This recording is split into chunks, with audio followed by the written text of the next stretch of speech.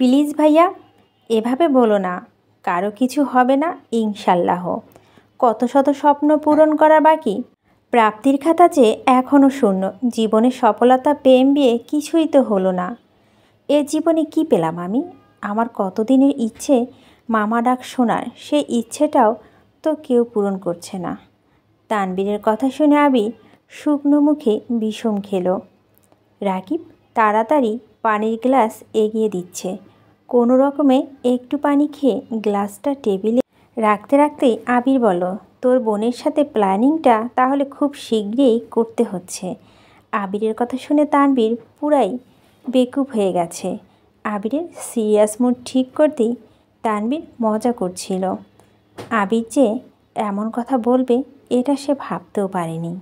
রাকিব ঠাট্টা স্বরে বলল, প্রেম বিয়ে খবর নেই, ডিরেক্ট বাপ হওয়ার ধান্দা। আবির রাকিবের দিকে তাকিয়ে ঠোঁট বাঁকিয়ে হেসে জানালো, সবাই তো সিরিয়াল মেনটেন করেই, আমি বরং উল্টোটা করলাম। শুধু আমার বউটা রাজি হলেই হবে। তানবীর আর রাকিব দুজনেই হাসছে, সেই সাথে আবিরও। বেশ কিছুক্ষণ চলো এসব ফাজলামো। আবিরের জুনিয়র তানবীরকে মামা ডাকবে নাকি চাচু, সেই নিয়েও আলাপচারিতা চলল। খানিকক্ষণ বাদে তানবীর স্বাভাবিক কণ্ঠে জিজ্ঞেস করলো, ভাইয়া, বন্যা কি আমার জন্য ঠিকঠাক? আমি আবারও ভুল পথে পা বাড়াচ্ছি না তো? দেখ ভাই, সিদ্ধান্ত নেওয়ার ক্ষমতা আমাদের আছে, কিন্তু সেই সিদ্ধান্ত সঠিক নাকি ভুল তা বলার ক্ষমতা আমাদের নেই। বন্যা মেয়েটা খুব ভালো, এই কথায় কোনো ভুল নেই, কিন্তু তোকে আর একটু সাবধান হতে হবে। আমি জানি তুই ওর জন্য নিজেকে প্রতিনিয়ত পরিবর্তন করার চেষ্টা করছিস, তারপরে একটু কেয়ারফুল থাকিস। রেগে গেলে যে উল্টোপাল্টো আচরণ করিস, সেটা প্রভাব যেন কোনোভাবেই তার উপরে না পড়ে। প্রয়োজনে অপ্রয়োজনে একটু খোঁজ খবর নিবি। জানিস তো মেয়েরা সুদর্শন পুরুষের থেকে দায়িত্বশীল পুরুষের প্রেমে বেশি পড়ে। দুপুর পেরিয়ে বিকাল হয়ে গেছে, দু ভাইয়ের কথা ফুরাচ্ছে না। এর মধ্যে ফুপ্পি আবিরকে কল দিচ্ছিল। দু ভাই ফুপ্পির সঙ্গে কথা বলছে। আবির আর তানবীর যত ব্যস্তই থাকুক না কেন, সপ্তাহ অন্তপক্ষে একদিন হলে ফুপ্পির সাথে দেখা করে আসে। আসিফ ভাইয়া এখনও দেশে ফিরেনি, তবুও জান্নাতে একাই দুই বাড়িতে যাতায়াত করতে হয়। এদিকে রাকিবদের একমাত্র বোন, অন্যদিকে ওই বাড়ির বড় বউ জান্নাত। সবাই খুব আদরের, বিশেষ করে মাহবুবা খানের চোখের মণি।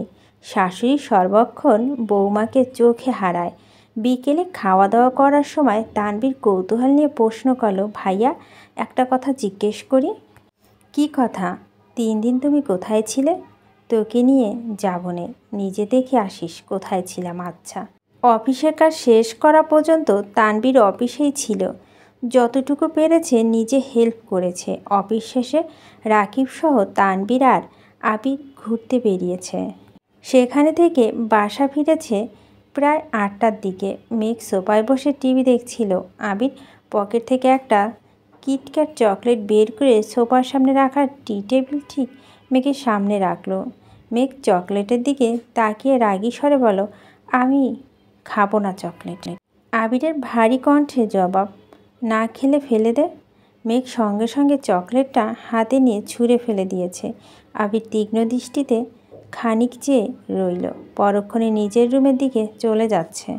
তখনই রুমের থেকে আদি আসছে। ফ্লোরে চকলেট পড়ে আছে বলে চকলেট হাতে নিয়ে মেঘের কাছে ছুটে এসে প্রশ্ন করল, মেঘাপু, চকলেটটা কার? খেতে ইচ্ছে হলে খেয়ে ফেল। থ্যাংক ইউ মেঘাপু, বলেই আদি চকলেটটা প্যাকেটে ছিটতে ছিটতে রুমের দিকে চলে গেছে।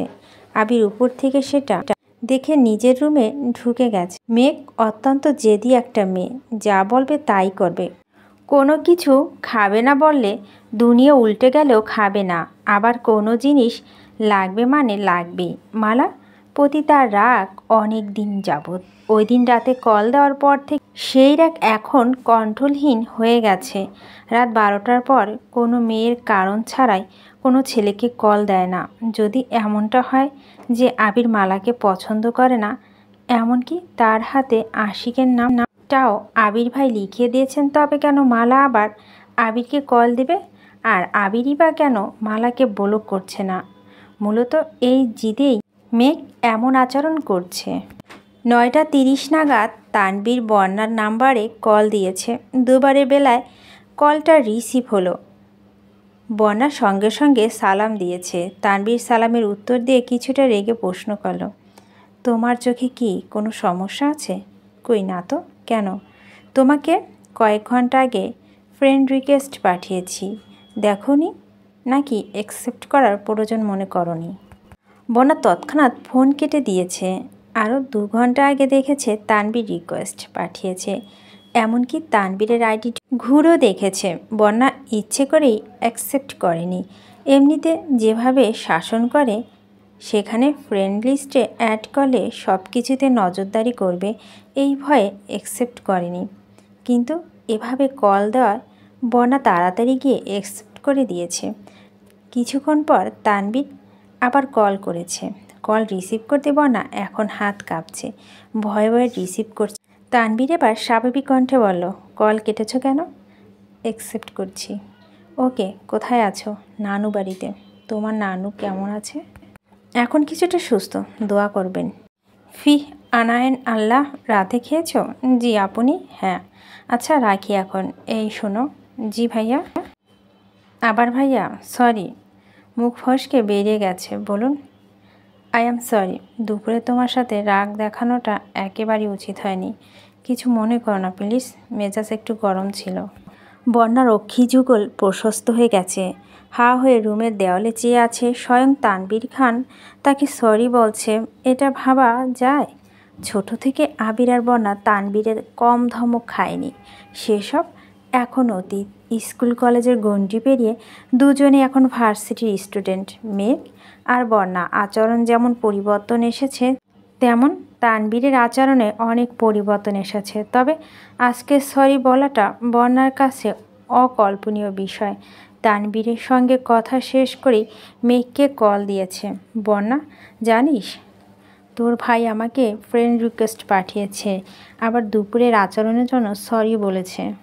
মেঘ, তোকে আগেই বলছি, আমার ভাইয়ের মতো মানুষ হয় না। রাগী হলো মন ফ্রেশ। বন্যা, কিসের ফ্রেশ? তোর ভাইয়ের আইডিতে ঢুকেছিলাম, লাস্ট কয়েকদিন পোস্ট পরে আমি এখন কোমায় যাওয়ার রাস্তা খুঁজছি। মেঘ, ও মা, কেন? বন্যা, এক একটা স্ট্যাটাস যেন দিয়েছে, লাইনগুলো পরেই আমি ক্লান্ত হয়ে গেছি। স্ট্যাটাসের মানে বোঝা তো বহু দূরের বিষয়। মেঘ, এটা আমার ভাইয়ের একা সমস্যা না, আমার মনে হয় এটা ছেলেদের ব্রেনের সমস্যা। মাঝে মাঝে আবির ভাইও আধ্যাত্মিক লেভেলের কথা বলেন, আমার এক কান দিয়ে ঢুকে অন্য কান দিয়ে বেরিয়ে যায়। আগামাথায় কিছুই বুঝি না। বন্যা, আবির ভাইয়ের জানিস না, তবে আমার কি মনে হয় জানিস, তোর ভাই হয়তো প্রেমের ছ্যাক খেয়েছে। আজকে দুপুরে দেখলি না, রেগেছিল, কতবার ফোনে কথা বলতে উঠে উঠে গেছে। বিশ্বাস না করলে তুই নিজেও ওনার স্ট্যাটাসগুলো দেখিস। মেঘ হাসি মুখে অন্ধকার ছেয়ে গেছে, খুব চিন্তায় পড়ে গেছে মেয়েটা। বন্যা পুনরায় বলল, আমার আসতে কয়েকদিন দেরি হবে, তুই সাবধানে থাকিস আর ক্লাসগুলো ঠিক মতো করিস। মেঘ আচ্ছা বলে কল কেটে দিয়েছে।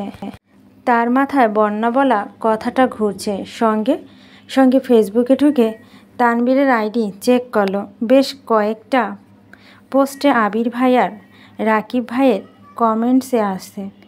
মেঘ সেসব কমেন্ট পড়ছে, বিষয়টা বোঝার জন্য, কিন্তু কিছুই বুঝতে পারছে না। মেঘের শরীর ঘামছে, চোখে মুখে চিন্তার ছাপ। ফোন রেখে রুম থেকে বেরিয়ে তানবীরের রুম পর্যন্ত আসছে, দরজার ভিতর থেকে লাগানো। রুমে কম সাউন্ডে গান বাজতেছে। একাকী মন আজ নীরবে। গানটা শুনে মেঘের কয়েক সেকেন্ড পর্যন্ত স্তব্ধ হয়ে গেছে। কিছু ভেবে 2 কদম পিছিয়ে গেছে। ডাকবে না কি বুঝতে পারছে না। মেঘের অশান্ত ঝড় চলছে, চলে যেতে নিয়ে পুনরায় এসে দরজা ডাকলো। ভেতর থেকে তানবীর প্রশ্ন করল, কে? আমি। দরজাটা খুলো। তানবীর সঙ্গে সঙ্গে দরজা খুলে দিয়েছে। মেঘ তানবীরকে পাশ কাটিয়ে রুমে ঢুকে ফোনে গান অফ করে একটা চেয়ার টেনে ঠিক রুমের মাঝখানে ফ্যানের নিচে বসেছে। মেঘের এমন আচরণে তানবীর কিছু অবাক হয়েছে। মেঘের দিকে তাকিয়ে শুধালো, এত রাতে তুই এখানে? কিছু হয়েছে? হ্যাঁ হয়েছে, তবে আমার না তোর। তানভীর ঠোক গিলে নিজেকে স্বাভাবিক রাখার চেষ্টা করে। বন্যা নিশ্চয়ই মেঘকে কিছু বলেছে আর তার জন্যে মেঘ এসেছে। মেঘ হঠাৎই গুরুগম্ভীর স্বরে প্রশ্ন করে, তুমি এমন ছ্যাঁক খাওয়া গান শুনছিলা কেন? কি হয়েছে তোমার? কিছু হয়নি, গানটা ভালো লাগছে তাই শুনছিলাম। এসব গান তারাই শুনে যাদের মনে অনেক দুঃখ। তোমার মনে কিসের দুঃখ বলো? কে তোমায় কি বলেছে? তানভীর মৃদু হেসে জবাব দেয়, আমায় আবার কে কি বলবে? কিছু হয়নি আমার, টেনশন করিস না। টেনশন তো করতেই হবে, দুপুর থেকে তোমার মধ্যে অস্বাভাবিকতা লক্ষ্য করছি। বাই এনি চান্স তোমার কি তার সঙ্গে কোথাও দেখা হয়েছিল? কার সঙ্গে? তোমার অতীত, যার জন্য তুমি এখন এসব গান শুনছো? মাথা নষ্ট হয়েছে তোর? আমি কাউকে মিস করি না, এসব গান শুনছি না। আর কারোর সঙ্গে আমার দেখা হয়নি। তুই অযথা চিন্তা করছিস। সত্যি বলছো নাকি আমাকে বোকা বানাচ্ছ তা আমি জানি না, কিন্তু আর কোনোদিনই তোমায় যেন ছ্যাঁকা খাওয়া গান শুনতে না দেখি। যদি আমার কথা না মানো তবে আব্বু, বড় আব্বু সবাইকে বিচার দেব। আচ্ছা ঠিক আছে, তুই যা বলবি তাই হবে। এখন আজেবাজে চিন্তা বাদ দে, শুধু শুধু চিন্তা করে চেহারাটা কে পেতনির মতো করতেছিস। ঘুমা গিয়ে। উঠে যেতে নিবে হঠাৎই মেঘ থমকে দাঁড়ায়, শক্ত কণ্ঠে বলা শুরু করলো, ভাইয়া শোনো, কোনো দিন যদি ভুলক্রমে ওই মেয়ের সঙ্গে তোমার দেখা হয়ে যায়, চোখ বন্ধ করে একটা থাপ্পড় মারবা। তুমি না পারলে আমায় বলবো, আমি দিয়ে নেব। প্রয়োজনে আমার 15-20টা বান্ধবী মিলে যাব, সবাই একটা করে থাপ্পড় দিলে ওই মেয়ে শেষ। আর শোনো, থাপ্পড় কিন্তু এক গালেই দেবা, তাহলে ওই মেয়ে আর জীবনেও বিয়ে হবে না। মেঘের কথা শুনে তানভীর নিঃশব্দে হাসছে, কিন্তু মেঘের চোখে রাগ জ্বলছে। আচমকা দরজা থেকে আবির বলে উঠল, আলী আহমেদ খান, মোফাজ্জল খান এখন কোথায়? ওনাদের আদরের মেয়ে এই রূপ কি তারা দেখে না? তাদের মতে আবির গুন্ডা আর মেঘ একমাত্র লক্ষ্মী, তাই না?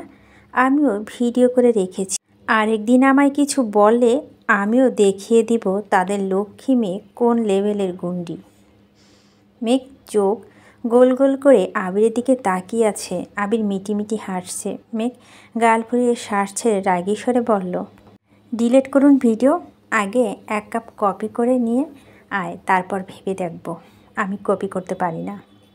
মেঘ মনে মনে বিড়বিড় করে বলল, আমি কেন কপি করব?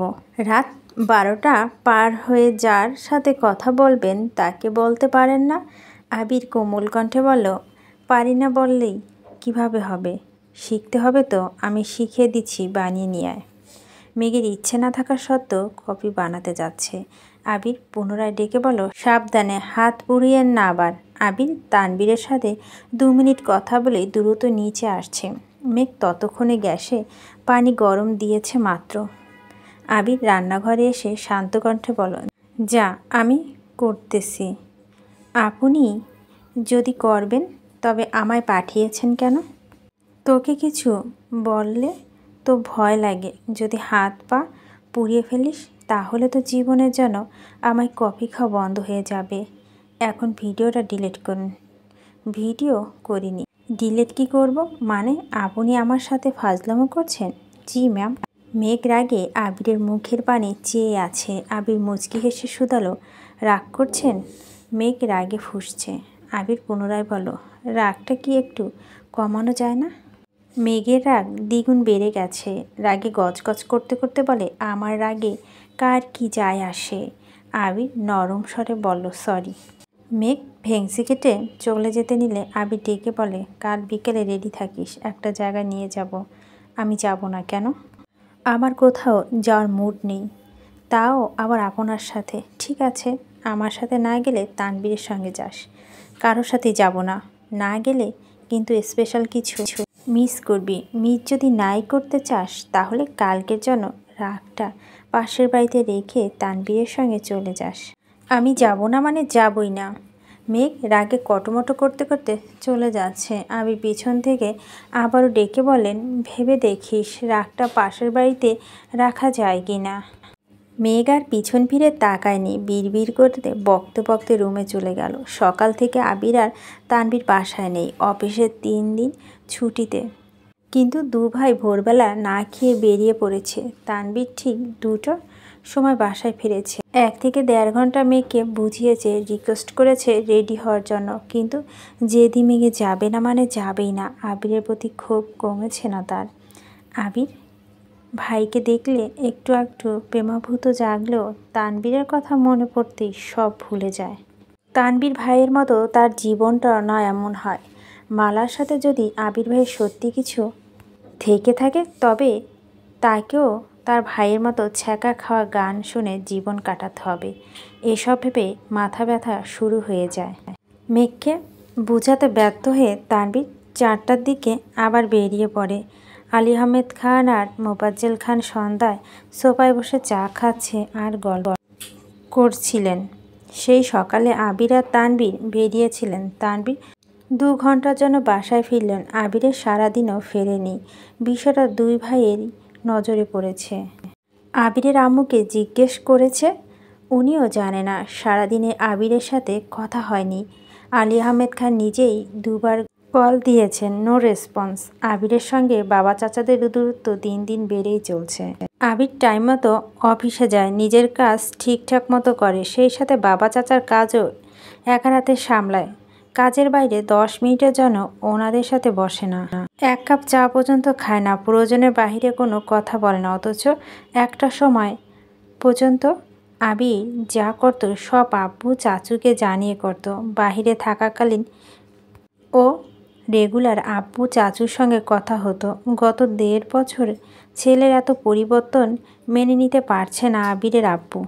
প্রায় 2 ভাই এই বিষয় নিয়ে কথা বলেন, কিন্তু এর কোনো সমাধান পায় না।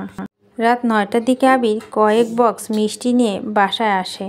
একটা বক্স হাতে নিয়ে ওপরে সোজা মেঘের রুমে হাজির হয়েছে। মেঘ জামা প্রিন্ট করছিল। হঠাৎ পিছনে ঘুরতেই আবিরকে দেখে আঁতকে ওঠে। আবির ঠিক তার পিছনে দাঁড়ানো। আবির একটা মিষ্টি হাতে নিয়ে নরম স্বরে বলল, নে হাঁ কর। কিসের মিষ্টি? হাঁ করতে বলছি। ভারী কণ্ঠে শুনে মেঘ হাঁ করে মিষ্টিটা মুখে নিল। মেঘের দ্বিতীয় মিষ্টিটা 2 আঙ্গুল নিতে নিতে গম্ভীর কণ্ঠে বলল, তুই যদি কথা মানতি তাহলে জানতে পারতি কিসের মিষ্টি। যেহেতু যাসনি তাই এইসব বিষয় তোকে আপাতত আর কিছু বলবো না। আবির আরেকটা মিষ্টি মেঘকে খাইয়ে দিয়ে বক্সটা টেবিলের ওপর রেখে চলে গেছে। আর সকাল থেকে বাড়িতে মানুষের ভিড়। আবিরের রুমে কাজ করাবে। এত বছরের বাড়িতে অন্যান্য রুমগুলো 2-1 বার রং করানো হলেও আবিরের রুমে রং করানো হয় না।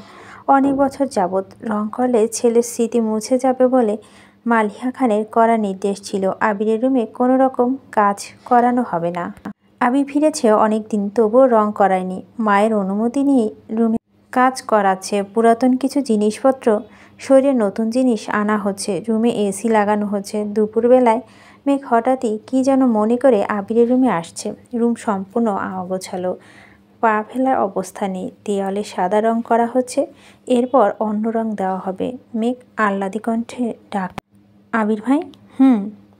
আমি কিন্তু আপনার রুমে দেওয়ালগুলো আর্ট করব। আবির এদিক সেদিক তাকিয়ে একটা দেয়াল দেখিয়ে বলল, তুই চাইলে এই দেয়ালে তোর লতাপাতার ডিজাইন করাতে পারিস। মেঘ অভিমানী স্বরে বলল, থাক, লাগবে না। হ্যান্ড প্রিন্টিংয়ের কাজ শিখেছে, তাই মান অভিমান সাইডে রেখে এসেছিল প্রিয় মানুষের রুমটাকে নিজের মতো করে সাজাতে। আবির ভাই চায় না বা না চাওয়ার সে তো নিজেই আবির ভাইয়ের প্রেমিকা মনে করে।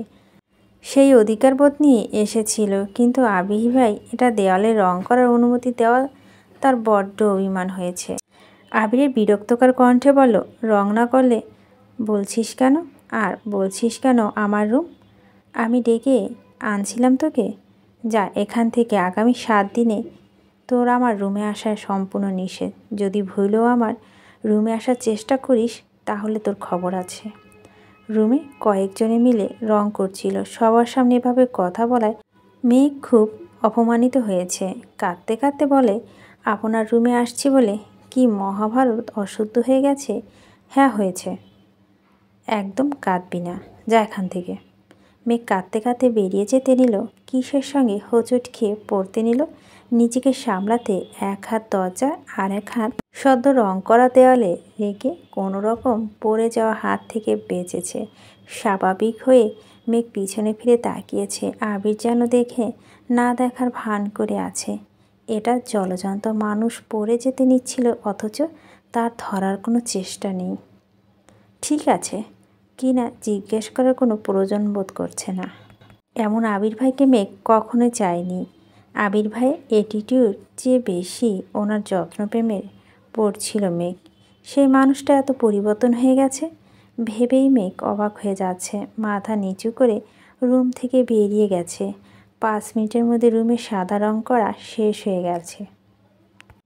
কয়েকজনের মধ্যে একজন নজর পড়ে দরজার পাশে দেওয়ালের দিকে। মেঘের হাত চাপে দেওয়ালটা স্পষ্ট ছাপ পড়ে গেছে। ছেলেটা রং দিয়ে এগিয়ে আসতে আসতে বলে, রংটা দেখা যায় নষ্ট হয়ে গেছে, সমস্যা নেই, এখনই ঠিক করে দিচ্ছি। আবির গম্ভীর গলা বলল, সাবধান, এই ছাপের ওপর যেন রং না পড়ে। ভাই, এভাবে রাগ দেখানো ঠিক না। আপনার বোনের হাত বোধহয় ভুলেই দেওয়ালে লেগে গেছে, এখনও ভেজা আছে, রং দিয়ে দিলেই ঠিক হয়ে যাবে, কিছু বোঝা যাবে না। আবির মুচকি হেসে বলল, এই ছাপ ভুলে করা হয়নি, আমি ইচ্ছে করে করিয়েছি। এই রুমটা যার তার স্মৃতি তো রাখতেই হবে। মেঘ যাওয়ার জন্য পা বাড়াতে যাবে এমন সময় আবির ভাই পা বাড়িয়ে দিয়েছিল, আর আবিরের পায়ের সঙ্গে হোঁচট খেয়ে মেঘ পড়তে নিয়েছিল। ছেলেটা দাঁত কেলিয়ে হেসে বলল, ভাই, উনি কি আপনার ভালোবাসার মানুষ? হ্যাঁ। তাহলে এত রাগ দেখালেন যে? কারণ আছে, তুমি কাজ করো। আর হ্যাঁ, ও যেন কোনোভাবেই রুমে না আসে, খেয়াল রেখো। আচ্ছা ভাই। 2 দিন হয়ে গেছে আবির রুমে রং করা হয়েছে। মেঘ অনিচ্ছা সত্ত্বেও ছাদে যাওয়ার সময় আবিরের রুমের দিকে তাকিয়েছে। আবির বাসায় থাকলে সব সময় দরজা বন্ধ থাকে, আর বাসায় না থাকলে রুমে তালা দেওয়া থাকে। রুমে তালা দেখে মেজাজ আরও বেশি খারাপ হয়। সন্ধ্যার দিকে মেঘ ড্রয়িং রুমে বসে বসে মা কাকিয়াদের সঙ্গে আড্ডা দিচ্ছিল। মেঘের আকস্মাৎ বলে উঠল, বড় আম্মু, তুমি কি জানো তোমার ছেলে যে অবৈধ কাজ করে? মানে কি বলছিস কি? হ্যাঁ, তা না হলে বাড়ির মধ্যে এত মানুষ থাকা সত্ত্বেও ওনার রুমে তালা দিয়ে রাখতে হবে কেন বলো? আবির রুমে তালা দিয়ে রাখে? হ্যাঁ, বিশ্বাস না করলে উনি বাসা না থাকলে দেখে আইসো। আচমকা মাথায় গাঁটটা খাওয়া মেঘ উফ বলে পিছনের দিকে তাকিয়ে দেখে আবির দাঁতে দাঁত চেপে দাঁড়িয়ে আছে। কণ্ঠস্বর দ্বিগুণ ভারী করে বলে, রুমে তালা দিয়ে রাখছি বলে কি আমি অবৈধ ব্যবসা করি? এই কেমন লজিক? আচ্ছা, আমি কি অবৈধ কাজ করি বল? না বলতে পারলে তোর একদিন কি আমার একদিন। মেঘের মাথা হাত ঘষতে ঘষতে বলে, আপনার ব্যবসা আপনি ভালো জানেন। মেঘ উঠতে নিলেই আবির ধমক দিয়ে বলে, সব বিষয় নিয়ে ফাজলামি করবি না।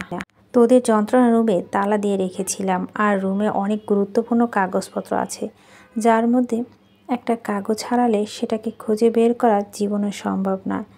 সেগুলো যেন নষ্ট করতে না পারিস, তার জন্যই তালা দিয়ে রেখেছি।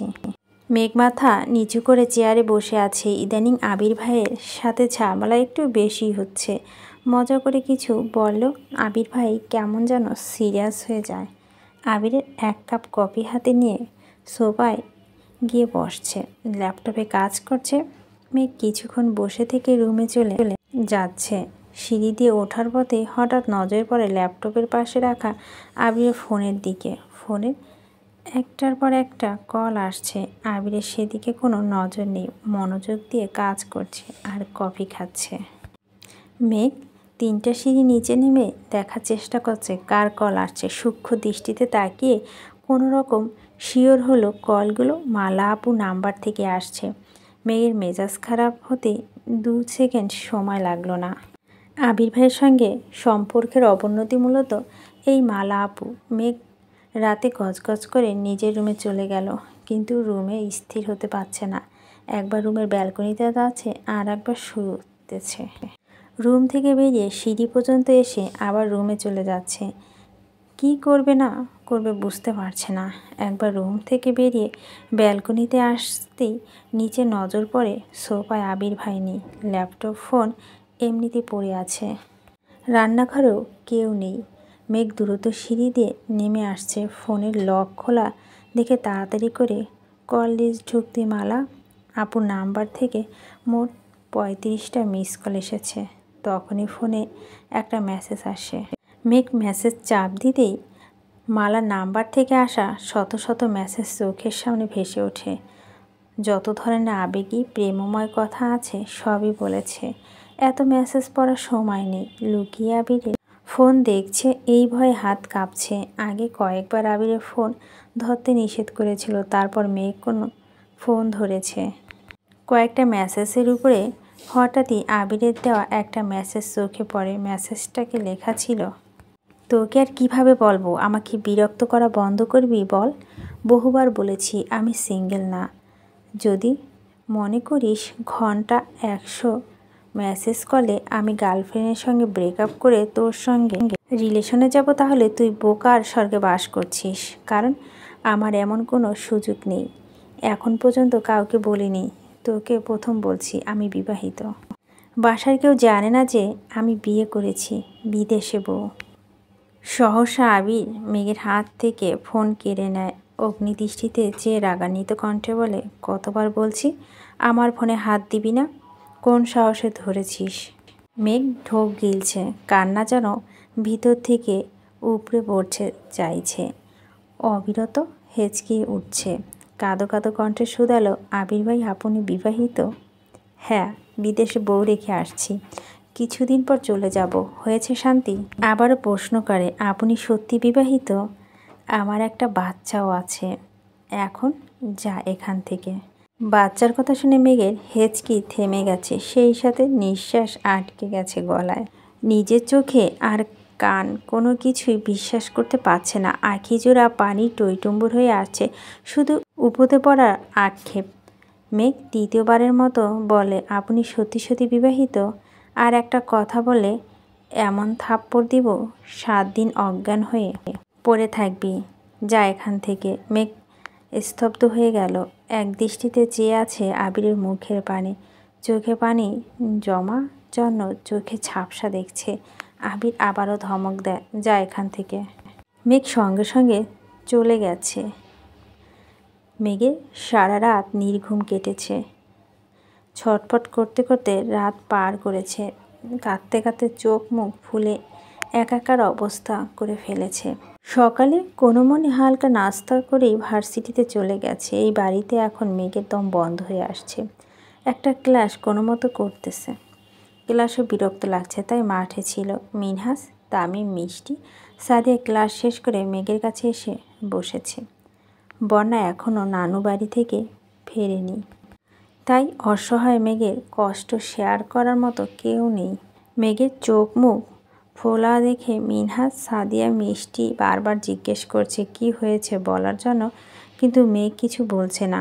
ওদের জোড়াজুড়িতে মেঘ শেষমেশ বলছে, আমি যাকে ভালোবাসি তিনি অলরেডি বিবাহিত আর এক বাচ্চার বাপ।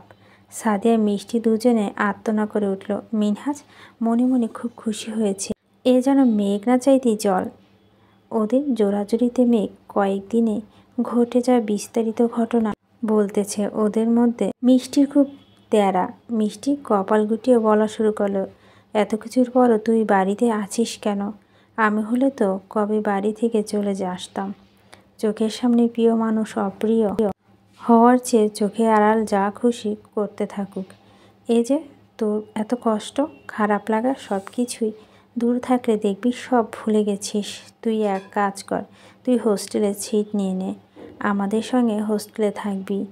আমরা একসাথে ঘুরবো ফিরবো, আড্ডা দিব, পড়াশোনা করব। দেখবি তোর মাথা থেকে ওনার ভূত একেবারেই চলে যাবে। তখন আর আবেগ কাজ করবে না। মেঘ আবারও কান্না শুরু করছে। ওরা সবাই বুঝিয়েও মেঘকে শান্ত করতে পারছে না। কাঁদতে কাঁদতে হিজাব অর্ধেক ভিজে ফেলেছে। চোখ মুখ লাল টকটকে হয়ে গেছে। সাদিয়া, মিষ্টি, মিনহাজ, তামিম প্রায় ঘণ্টাখানেক বুঝিয়েছে। তাদের সব কথা মূল কথা মেঘ যেন বাড়ি থেকে চলে যায়। মেঘ হোস্টেলে আসলে মিনহাজের জন্য বেশ সুবিধা হতো, তাই মিনহাজ আরও বেশি উৎসাহ দিচ্ছে। শেষ পর্যন্ত মেঘের মন স্থির করেছে সে বাড়ি ছেড়ে চলে আসবে। ভার্সিটি কোচিং করার সময় একবার মন স্থির করেছিল ভার্সিটিতে চান্স পেলে বাড়ি ছেড়ে চলে যাবে, কিন্তু আবির ভাই আবেগ জড়িয়ে এতদিন বাড়ি ছাড়া ইচ্ছে হয়নি। তবে ইদানিং আবির ভাইয়ের আচরণ প্রতিনিয়ত মেঘকে কষ্ট দিচ্ছে। গতকালের বলা কথাটাতে মেঘ পুরোপুরি বিধ্বস্ত হয়ে পড়েছে। এমন তো অবস্থায় তার পক্ষে একই বাড়িতে আবিরের মুখোমুখি চলাফেরা করা কোনোভাবেই সম্ভব নয়। তাই সিদ্ধান্ত নিয়েছে সে সত্যি হোস্টেলে চলে আসবে। স্যারের সাথে কথা বলে ফর্ম নিয়ে গেছে।